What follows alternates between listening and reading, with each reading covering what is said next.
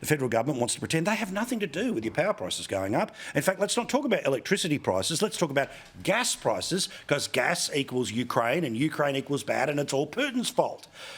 But Chris, as the other Chris pointed out on this network earlier today, being Chris Kenny, that the problem in Australia when it comes to gas is supply, because it's been argued against with, coal seam gas not allowed to happen, good agricultural fields and all the rest of it that we heard about for years and years, which meant nothing happened in New South Wales. In Victoria, nothing happened. In the Northern Territory until recently, nothing happened. An attempt to do it offshore, nothing happened. If Australia had invested in gas projects for the past 10 years, we'd have plenty and we wouldn't be over a barrel. But they got bullied out of it by the very government, by the very party that's in government now. They've been bullied. And this shield they keep putting up, oh, come on, it's not about that, it's about greed. It's the middleman. We're going to go after the middleman. Well, maybe because of exceptional lack of supply and a lot of demand at the moment, there are a few greedy guts in the sector. But that's not the reason. They've just demonised and bullied the industry to the state where no one was loaning money to them to spend on refurbishing. They knew they didn't have a future because they're heading for government. This is their fault, and they're using it as a shield. It's so wrong. Now, look, I generally like Ed. He's always welcome on the program, but Ed Husey, the industry minister, he's not mucking around here. He thinks that the gas companies are the problem, not the supply issue. Have a look.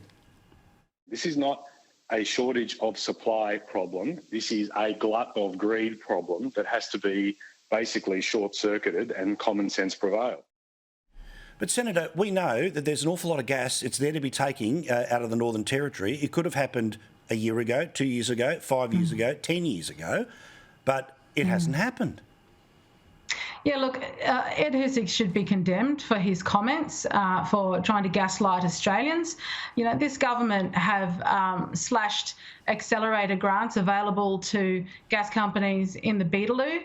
There's hundreds of years of gas available in the Beetaloo, but it's this government that is holding that up. I know the first lot of projects if they could actually just get going off the ground, then those first lot of projects would supply gas 100% to the rest of Australia. I mean, in this last budget, what they've done is they've further empowered activists to conduct lawfare instead of allowing the way for the gas industry to get on with things to support Australians, and including traditional owners who have signed off on agreements on their country. The nonsense that's going on in the Beetaloo right now is downright disrespectful to the traditional owners who want to create opportunity, who want to contribute to Australia's energy market and help solve some of the problems that we're confronted with. But it's this government that do not know how to get off their backside to allow that to happen. They have the power to do it, and instead they're choosing to turn around and gaslight these companies. They need to sit down with them and figure out steps forward. Now, for those people who always occasionally say, Paul, what does the word woke mean? What does the word gaslight mean? It means being bullshitted to, frankly. The exact opposite of the truth being the case. But the Senator would not use such language because she is a classy lady and I am but me.